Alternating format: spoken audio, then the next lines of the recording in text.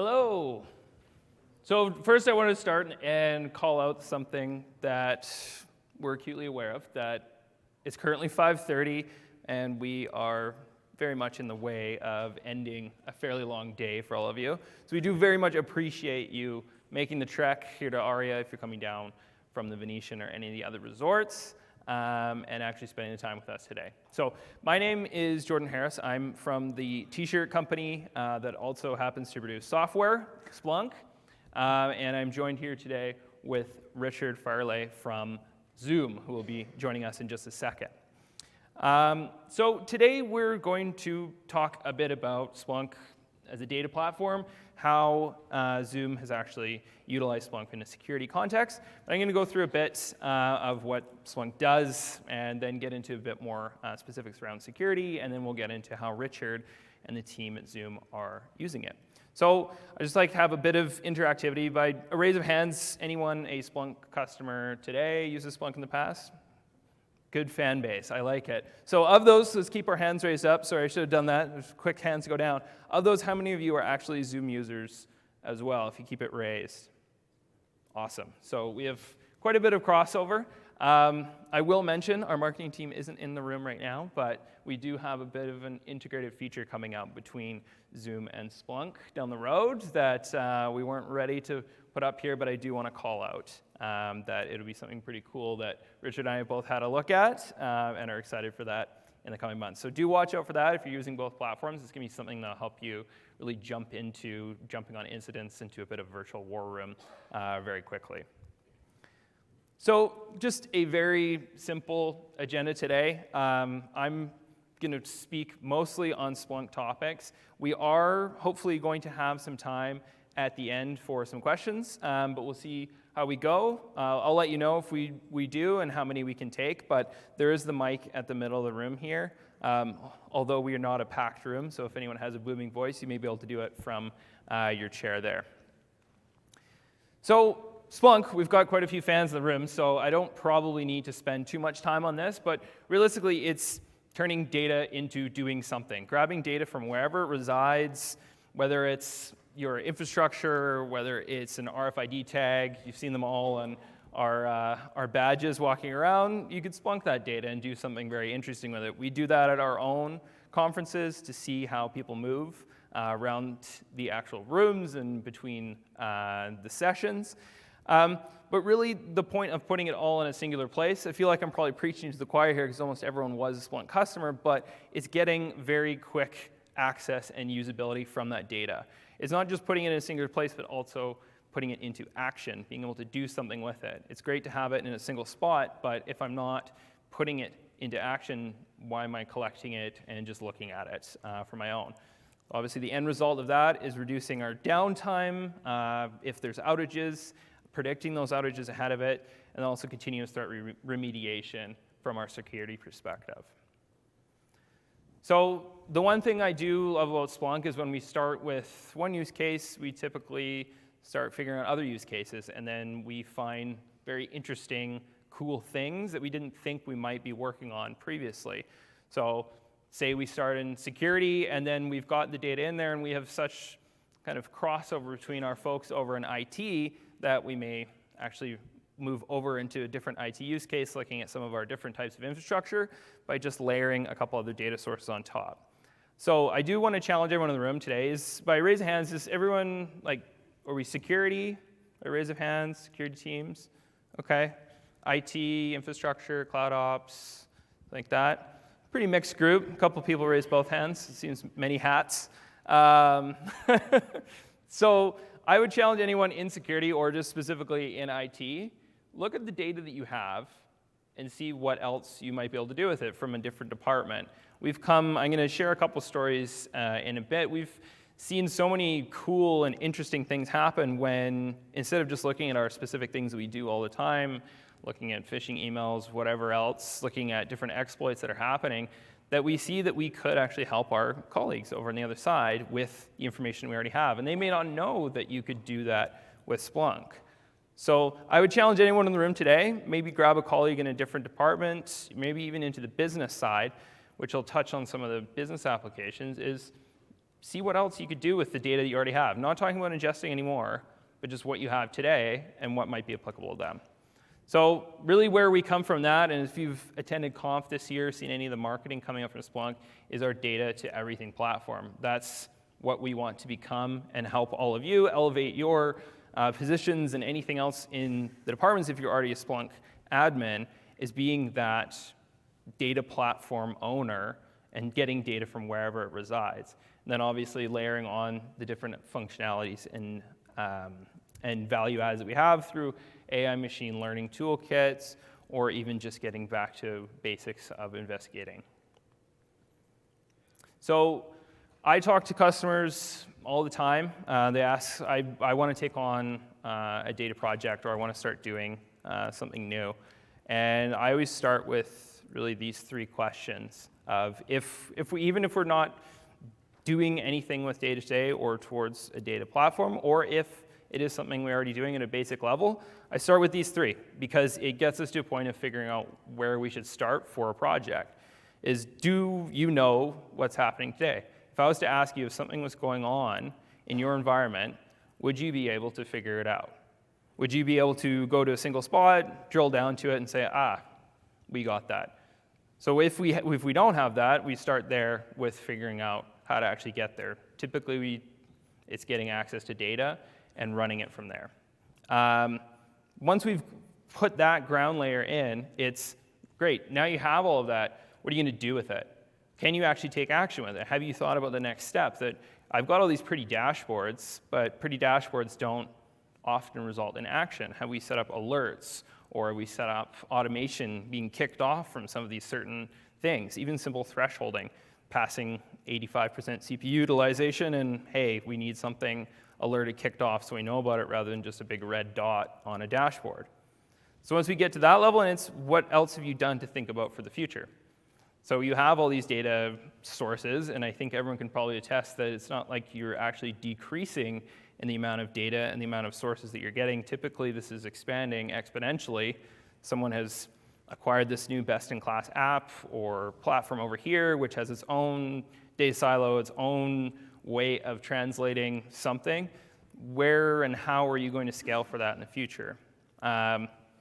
So once we've gotten to that, then we can really start thinking about the full use cases of what you're going to do within your department. So I hope that some of this is a bit helpful. This is how I approach all of these projects, because you have to start wrapping your arms around it from somewhere. And these three questions typically help us figure out where to go from there. It'll show the gaps a little bit. Obviously, conversations get kicked off from here. But maybe take this back to your own organization if you're looking at a project, and start with those three questions of, are we able to do these first, and are we thinking about what's going to happen afterwards? So I'm going to do a quick example of potentially the applicability. I think there's a lot of Splunk users here, so this may be overkill of what you can do, but taking a Wi-Fi access point, for example, and looking at the use between security and IT ops. So IT friends want to look at your applications, you want to look at your network and capacity planning, actually monitoring what's going on in the network itself.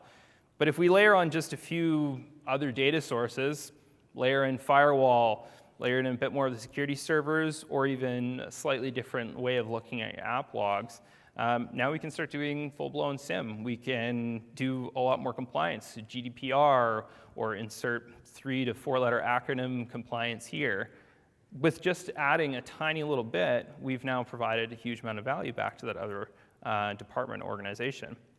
So now even to kind of flip it a bit on its head, taking that same data, we've only added a little bit, add a tiny bit more, and now I'm actually looking at the business side and going, okay, well, I might be able to help the business dictate how we're going to plan a next warehouse, how we're going to lay out a new retail store, because I can see the energy utilization from different aspects of that warehouse, where people are going based on the Wi-Fi data, and actually applying that with just a couple data sources based on what you already have in the platform today. So I'm going back to that challenge of look and see what you have. You may be able to add 1 or 2 things to produce tremendous value out of what you're already doing. So really, Splunk can be consumed in 2 ways. I'm sure there's a lot of you. Who here is Splunk Cloud user? Couple? Okay. Everyone else, I'm guessing Splunk Enterprise on-prem or your own infrastructure, throwing it up in AWS, of course, our friends at AWS. So if you haven't been familiar with Splunk Cloud, or maybe it's something you're thinking about, it's the same platform. It's just consuming Splunk as a service. And one story I do like to tell is a customer who had just recently moved to cloud.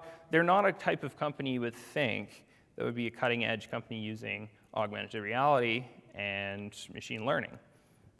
They do bottling machines and in kind of the alcohol beverage industry. They had a problem where they deliver mobile bottling plants to customers. And the problem was that they weren't having a great customer experience because that bottling plant needs configuration and setup every time they move it and drop at a customer site. So what they were trying to do out of this was get their machines there and turned around and working faster so they could then lease it out to the next organization. They're normally only there for a few weeks, few months. Once that bottling run's done, they move on. And they weren't having great customer experience.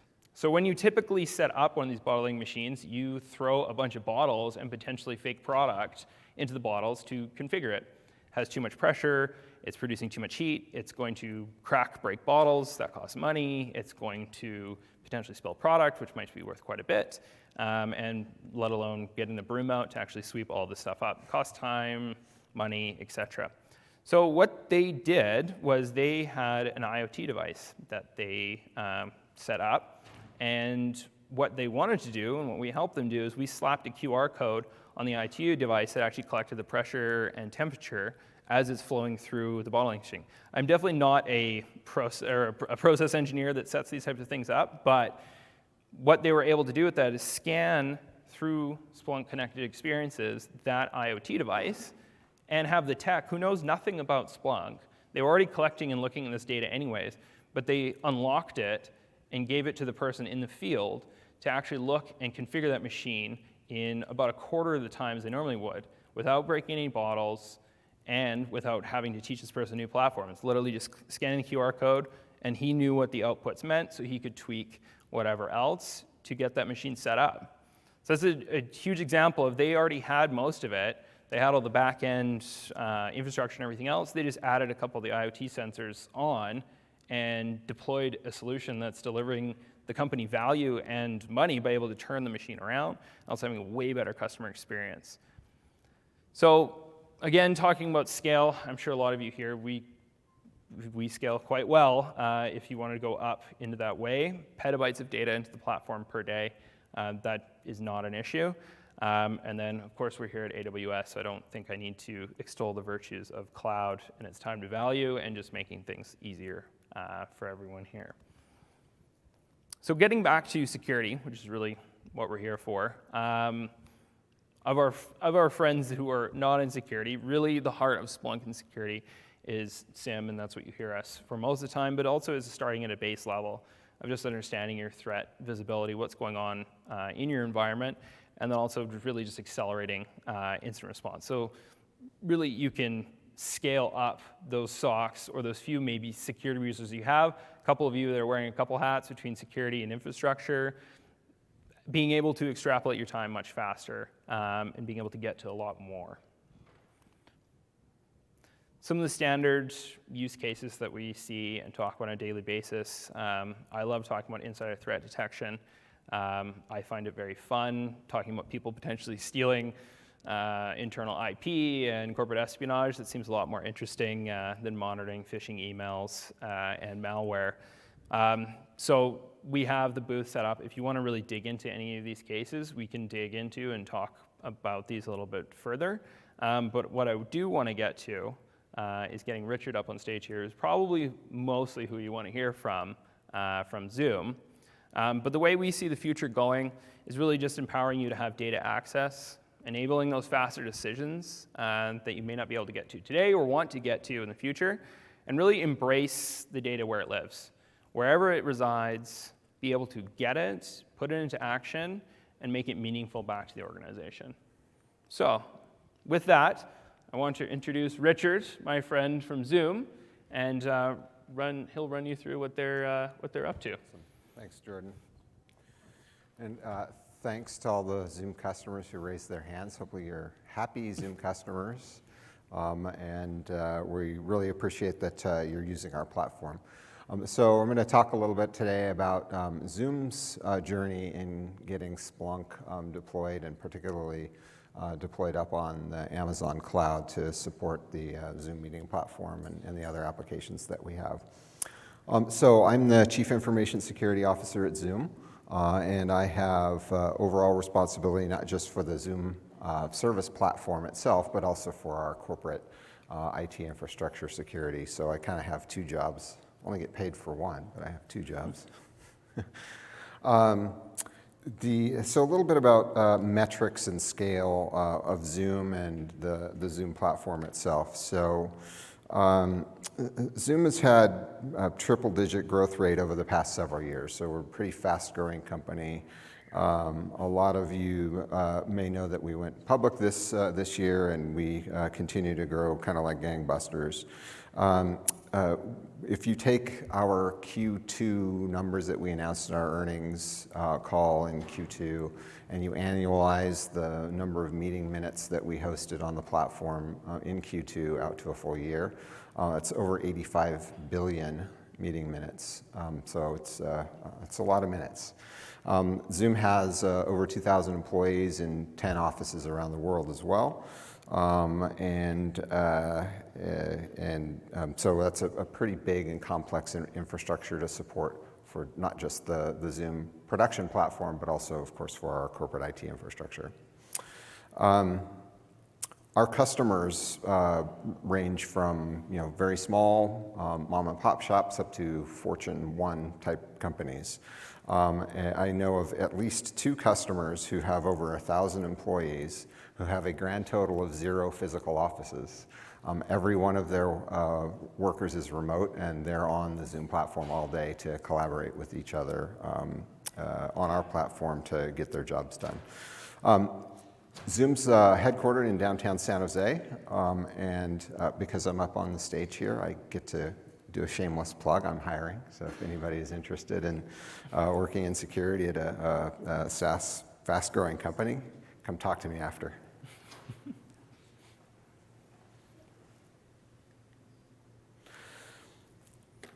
So the Zoom platform is hosted on a hybrid public and private cloud. We have 35 and growing combined colo data centers and Amazon availability zones. And we have a global private network that connects together all of our data centers. We really do that to optimize the performance of and the user experience. So we're backhauling all of the voice and video traffic. If you're having a conference call with somebody in Europe or somebody in Asia, we're backhauling that traffic across our private network, so we don't depend on the quality of the internet connection for our users. And that's part of the secret sauce that makes Zoom, I think, better performing than some of the other options that are out there. The colo data centers run our real-time services. So that is we have these audio-video routers that sit, very large farms of audio-video routers that sit in the colo data centers and perform those real-time services. On the cloud side, we have services like our identity services, our web applications, our databases, and meeting recording storage. So if you record your meetings, that gets stored on and encrypted on Amazon. So all of that sort of top-tier stuff is stored on the Amazon public cloud. Just in terms of the rate of change at Zoom, so we've delivered over 300 new products and significant new features in the past 12 months. So we have, of course, our newest product, which is Zoom Phone, which is a PBX in the cloud, and the soft phone software is built right into the Zoom client that sits on your mobile device or on your Windows or Mac machine. We also have Zoom Rooms, so outfitting your physical conference rooms with Zoom technology for that seamless experience with your users. and of course the Zoom meetings platform itself that can legitimately support over 1,000 participants, each with their own video and audio stream. So nobody can match that today other than Zoom. We also have the ability to support very large scale, kind of one-to-many webinars with 10,000 plus attendees. We have one customer who did a 18,000 person quarterly sales all hands call, and it worked flawlessly for them. We also have integrations with many of the SaaS applications that you guys are probably using today, including things like Dropbox and other platforms, and then soon to be announced Splunk integrations as well. So obviously scale is pretty big. It's a complex environment and change comes fast at Zoom. But what about security, right? Why is security so important? Well, Zoom applications are used by customers ranging from financial services. We have customers that are doing telemedicine, so you can meet with your doctor or a nurse over a video conference. It's used in critical infrastructure companies like power utilities, and of course it's used in tech. Our customers run very sensitive meetings on the Zoom platform, and they're storing obviously confidential data for the recordings of those meetings or document sharing that they're doing on the platform. And this makes, many of our customers are also very high profile targets for hackers, and because of that, Zoom becomes a very high profile target for hackers as well. And all of our applications, our platforms generate a significant amount of logging data with embedded security signal, and we need to continuously gather this signal and turn it into data that we can make sense of. And when we identify something that needs to be actioned, then we need to move quickly on that.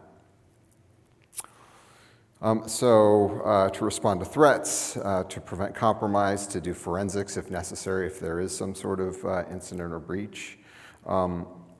So that's on the Zoom service side, but we also have our corporate IT infrastructure. Again, that's the other part of my job. We need to monitor our employees' usage of the IT infrastructure for compliance.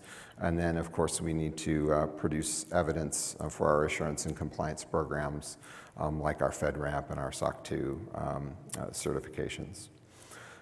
So how do we leverage Splunk and AWS to accomplish this? Well, we originally started out pretty small. Zoom got our FedRAMP ATO earlier this year in the first quarter. And we originally deployed Splunk really just for that use case, for the security use case for our Zoom for Government platform. We had another SIM in place at that time for our commercial platform, for the larger Zoom platform, but it was, we weren't very happy with it. It was dog slow. It couldn't keep up with our growth. It was difficult to manage, and it really didn't provide the insights that we needed for our Security Operations Center staff to respond quickly to incidents and issues. So we decided to implement Splunk and put it within Zoom's FedRAMP boundary, which was on GovCloud. So unlike our commercial platform, where, as I mentioned, it's a hybrid public and private cloud, Zoom for Government, which is specifically for government agencies, is hosted 100% in GovCloud. And the problem was our existing SIM also at the time was hosted in our data centers, which was not part of the scope of our FedRAMP ATO. And so we took advantage of the fact that we didn't like the platform that we were on and deployed Splunk exclusively on AWS. So this was a great opportunity for us to start from scratch at a smaller scale, identify the most critical data sources that are coming out of the applications and out of the infrastructure, and then start pumping that information, that signal, into Splunk itself. Then we built all the right correlations that we needed to support our SOC workflows, and got our SOC analysts comfortable with the platform, integrating our security playbooks, our sort of run books. If you're more from a NOC perspective, we call them playbooks in security typically. And with that, we felt like we were ready to dump the old SIEM platform and leverage our experience with Splunk on Zoom for Government and then deploy it out to the larger Zoom commercial environment. So why did we decide that to build the Splunk infrastructure on the public cloud? I mean, we've got 15, 18 colo data centers. We could have easily put Splunk in one of those data centers. It really came down to three primary reasons. First is the flexibility that we get from AWS to scale that up quickly to meet our needs. We don't depend on our friends in the data center team to provision capacity for us. And they don't have to worry about capacity planning for the security use cases, so they can focus on their core service operations. Second, a significant chunk of the signal that we need to deliver to our SOC for our SOC workflows comes from Amazon already. And so rather than egressing all of that logging data out of Amazon and into one of our colo data centers, it made sense just to keep it up on Amazon. It would have been costly to move that data out of Amazon and into one of our data centers. And also remember that our colos, I mentioned before, were for real-time services. We don't have a big storage infrastructure in our data centers. And so we would have had to build out that capability in the colos if we wanted to install Splunk there. But the third reason, and maybe the most important, I wanted to have a kind of bright line separation between the production infrastructure and our security, particularly our security logging infrastructure. I believe that's important to do that because you don't want to make the same mistake that some companies have made in the past, where they had a breach in their production systems, in their production data centers. And when those data centers were breached, their security infrastructure was also breached. And then the security team's hands are tied in terms of incident response, and then you can't trust your logs for forensics either. So that would be one of my recommendations when you get to the right scale where it makes sense, is have a separate VPC for your centralized logging infrastructure and the security tools that are important to you.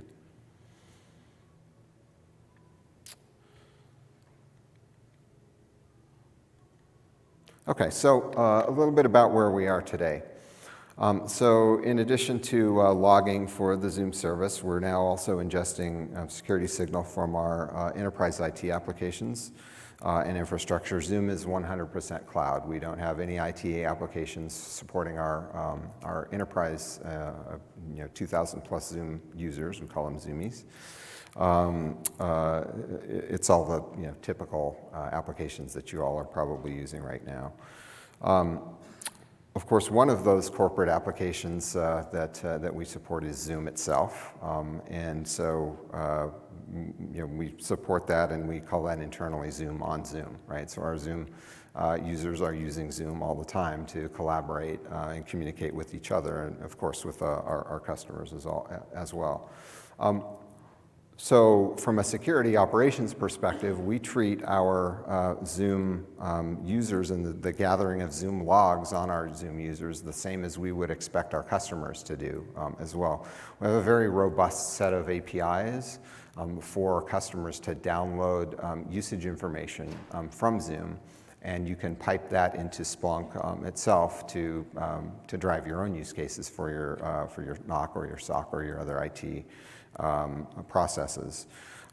So today we are up to, we're pushing a terabyte of ingest volume per day, and continuing to grow. So I'm sure that's going to make Jordan happy over time from a sales perspective.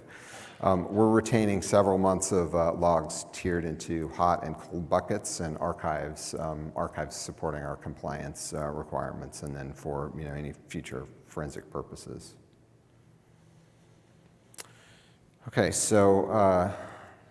Splunk asked me to show some dashboards of what we've done at Zoom, but I wasn't very comfortable doing that because there's some sensitive information on there. So I put this stock Splunk image up as eye candy.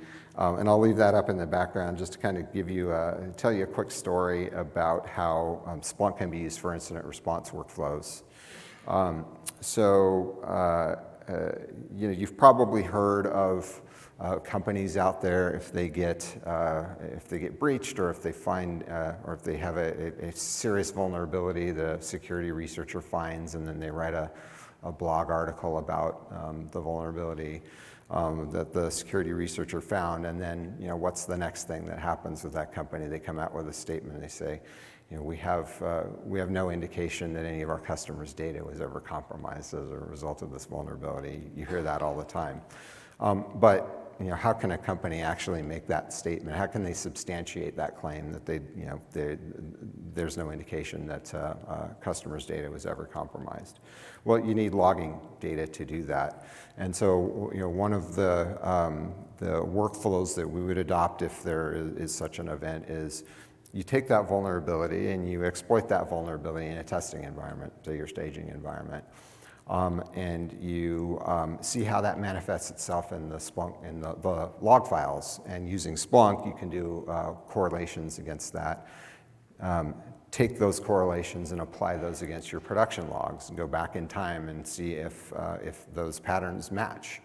And if they don't, and if you've done your analysis right, and you've done a good job in protecting your logs to make sure that there's no possibility of compromise of those logs, then you can fairly confidently say that no customer data has ever been affected by this vulnerability. So that's just one of the many use cases for Splunk in a kind of a security operations center and forensics capacity that is an interesting use case. All right, so just the too long didn't read version of this. And Yep. In case you're all thinking about the Topgolf event that's happening after this. We will have that up in a moment. So everyone here, if you haven't seen the emails from us, you're all welcome to our event. I'll have the details up on the screen in a moment, which you can take a shot of or whatever, but there's only one Topgolf in town. So really just summing it all up, Zoom, as I'm sure we've all seen and potentially seen their earnings, which I think are coming out tomorrow. So as a shareholder, I'm looking for positive results. Zoom, I can make no comment. Of course. Zoom is a very high scale, very high growth. I know when Richard and I are talking about the future, we're thinking it's going to be here, but it could be much higher in growth rate. That's just how honestly great the platform is. We're huge users of it. I probably log per day in Zoom. I would say 3 to 4 hours at least per day on Zoom myself. So out of the 85 billion. Out of the 85 billion, I'm the tiniest teardrop possible of that 85 billion. But we deployed the solution up into AWS itself based on Richard's experience with having that infrastructure separation, which I haven't heard talked about very often when we speak a lot about it. A lot of the time we are actually still putting security infrastructure on the same infrastructure as maybe production or some of your other systems. I think that is a huge thing that I'm bringing up with a lot of our clients as well now too, to consider having that separation in between the two of them. And then also identifying those different use cases that they're going to be using for responding to it with the platform. And then also to give good plugs to our AWS friends. We also leverage AWS Marketplace for transactions. So all of billing and everything is consolidated through AWS Marketplace. And then I don't know if everyone is aware, if you are moving workloads from on-premise or other applications, Amazon does put out, or AWS, you just say, does have a workload migration program where you actually get credits back on any sort of purchase that's moving from on-premise or another application that's maybe using a insert other cloud vendor backend over to Amazon, there is some credits available to ease that transition in between. So whether it's Splunk or there is options for other vendors as well too, consider that, put that in your back pocket if you're looking at moving some of this stuff around, that there are incentives from both Splunk and from Amazon to move some of that fully up to the cloud. So to quote a recent friend, with Splunk, we're able to eliminate the blind spots in a cost-efficient manner and predict threats before they happen. Very famous man. We've heard from him today as well. Again, I think we're kind of going over the same key takeaways. I don't know if I need to go over this again. So if you don't have plans tonight, I would recommend you don't need anything else. You don't need to pre-register. You just need your badge and come on by. We have almost a complete buyout of Topgolf. So if you want to talk to other Splunkers, there will be quite a few there, both from the company and from customers. So you can think of it as a little mini conf networking session. So come on by. We will probably be there around 7:30 or a little bit before. And does everyone know where Topgolf is? You basically need to take the shuttle to the MGM, and there's massive blue signs that say Topgolf from there, or just direct your local ride-sharing company to get you that way as well. So can I check, is the countdown timer clock accurate? I feel like it started a little bit after where we were. I'm not sure where we're at for time, because it says half an hour left pretty much, which I highly doubt. No. So we do have some time for questions if you wanted to ask Richard or myself. The mic's here, or just throw a hand up and yell it out. We're not a huge group, so it won't be too hard to hear. Why not Splunk? Why did you go with Splunk and AWS? Yeah, so it's a really good question. I felt like the core competencies that we have in the team, particularly with our system administration skills, the ability to kind of control our own destiny, our own architecture, make our own changes on our own timetables, was an important thing for me to do. It's something that I had considered at one point, evaluated. It didn't match the trajectory that our team was heading. But I wouldn't dissuade somebody from doing it. It just wasn't the right thing for me. Yep, front here. What's your team look like that manages the Splunk infrastructure itself? Like the infrastructure and Splunk application? Yeah, so the structure of my security team, so I have compliance as well as security. The security team is broken into kind of three main areas. One is the security operations center team, the real-time kind of day-to-day operations. I have a security engineering team that is responsible for managing our security tools that pull in the signal. A core, of course, component of that is Splunk. So I have Splunk engineers who are doing Splunk back-end administration every day, as well as optimization of the infrastructure, managing the forwarders. So the architecture itself, we've got a heavy forwarder in every data center, sending to our centralized logging servers that are running on Amazon. So I have a team of a couple of people who are working on that. And I have an AppSec team as well that focus more on the Zoom application. There's one here. Did you say you're ingesting close to 1 terabyte of data into Splunk every day? Getting there. And isn't that awfully expensive? I mean, or is the expense not a concern for Zoom? No, expense is always a concern for Zoom. There are substantial discounts that accelerate as you get up to those higher tiers. By the way, we have a special license that's called restricted use, and it's only usable for my security use cases. It can't be used as a data warehouse platform or for industrial control systems or anything else like that. It's only the people in the security team that have access to our Splunk instance, so it's not used by the normal operations staff or sort of the business analysts either. So I get a pretty steep discount on what the list price would be for Splunk. We also have multiple newer pricing programs that alleviate a lot of that. So if it's ever a pricing concern or anything like that, just come talk to us. I know that that is a very large thing that's always out there. You Google Splunk, and that may be the first thing that pops up. But it's never a question of can we deliver what we say we can deliver. It's really just figuring out what business case makes sense. And with Richard, we worked through it. We actually probably looked at 3-4 different pricing models and got to this one that made the most sense for where Zoom is at and projecting for future growth and doing all of that. How many days do you store those blocks for? Well, so it's tiered, right? So we have, I think it's 30 days of hot, something like 90 days of warm, and then, you know, several months of cold storage. So are you using the Smart Store at all for some of your archival? We're not using that right now. It's sort of manual today. Where do you run that data to? The S3 buckets? Yeah, yeah. And the old stuff is Glacier, because honestly, the chances of me ever actually needing it after 30 days are pretty slim. Good one over there as well too. Part of this question, but I guess the follow-up to that is, how many indexes you're running, or what's your cluster look like? Yeah, so I have, I'll say, less than a dozen indexers. I can't get into too much detail, but that's kind of the scale right now.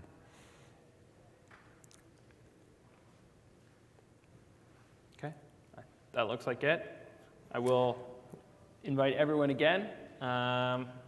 So if there are anything that we didn't get to, you want to dive into deeper use cases, see some of the stuff in action, find the big pink booth down on the floor. I don't know if you've noticed we've changed all of our branding to pink from black and green.